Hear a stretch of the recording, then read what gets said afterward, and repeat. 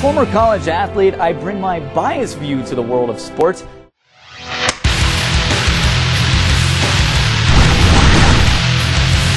Thank you so much for joining us. We have a lot to get to in a short period of time. I thought I would step into the ring and show Henderson a thing or two on how reporters can throw down.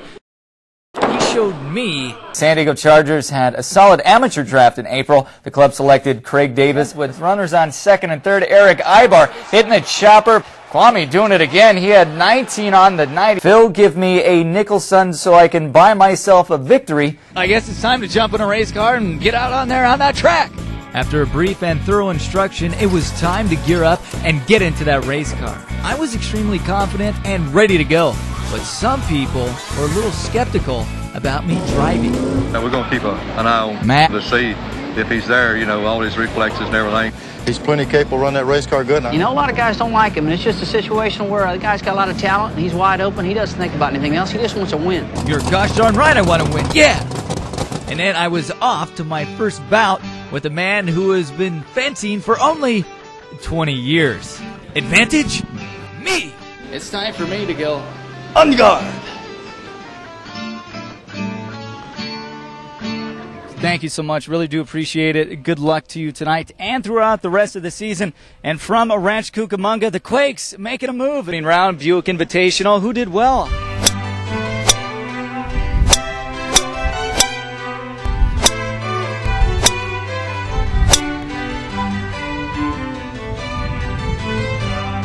Next up, go-karts. All 8 of us are going to race, and only one will come out on top. KZSW Sports. He's got all the laughs, excitement, and entertainment. The one and only Matt Sulli, only on the 6 o'clock news. We've got Matt Sulli. What do you got?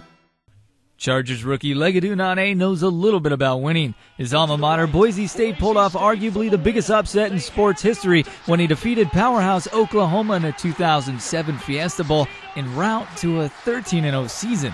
He's come from a tradition of a winning background, man, and that speaks a lot. When you're used to winning, regardless of what level it is, you have a certain work ethic. You understand what it takes to become a champion.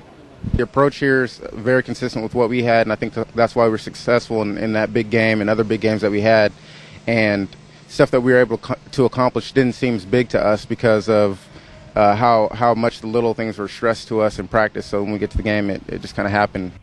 Nane was recruited to Boise State as a quarterback, but late into his sophomore season, he changed positions and ultimately became an all-conference wide receiver, along with spending time at tight end and running back. Nane is very versatile. He's extremely talented, but Coach Turner believes that he still has a lot to work on. Good young prospect, and he's making progress.